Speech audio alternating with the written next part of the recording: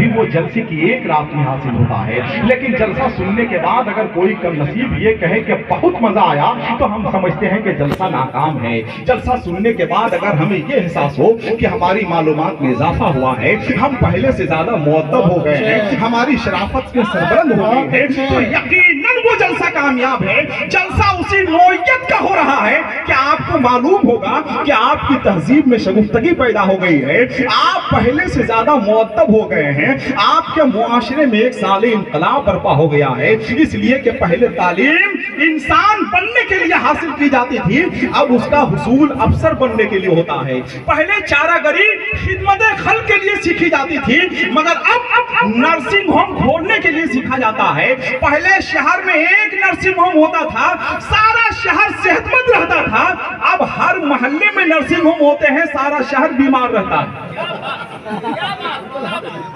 ہم روحانی مریض ہو گئے ہیں اور جسمانی علاج کے لیے در در کی ٹھوکریں کھا رہے ہیں، در در کی ٹھوکریں کھا رہے ہیں۔ ایک بزرگ نے کتے سے کہا تھا تم بہت وفادار جانور ہو مگر تمہارے اندر دو خرابی ہے، پہلی خرابی یہ ہے کہ تم دیوار پہ پیشاب کرتے ہو، دوسری خرابی یہ ہے کہ تم فقیروں پہ بھوکتے ہو۔ معلوم ہے کتے نے کیا جواب دیا؟ کتے نے جواب دیا کہ ہم دیوار پہ اس لیے پیشاب کرتے ہیں، زمین پر اس لیے نہیں کرتے ہیں کہ کہیں زمین پر کوئی اللہ کا نیک بندہ سجدہ نہ کر دے،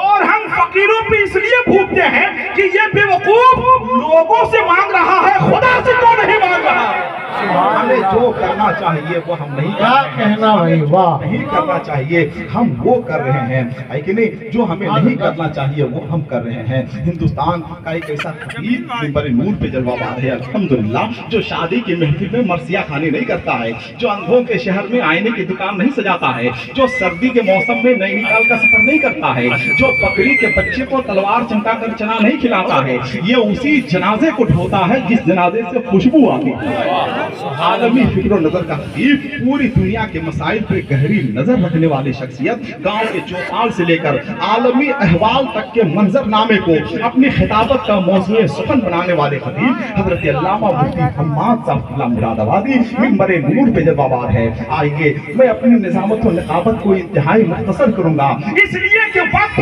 بہت کم ہے۔ اتنا شاندار نعرہ لگائیے کہ مجھے احساس ہو جائے کہ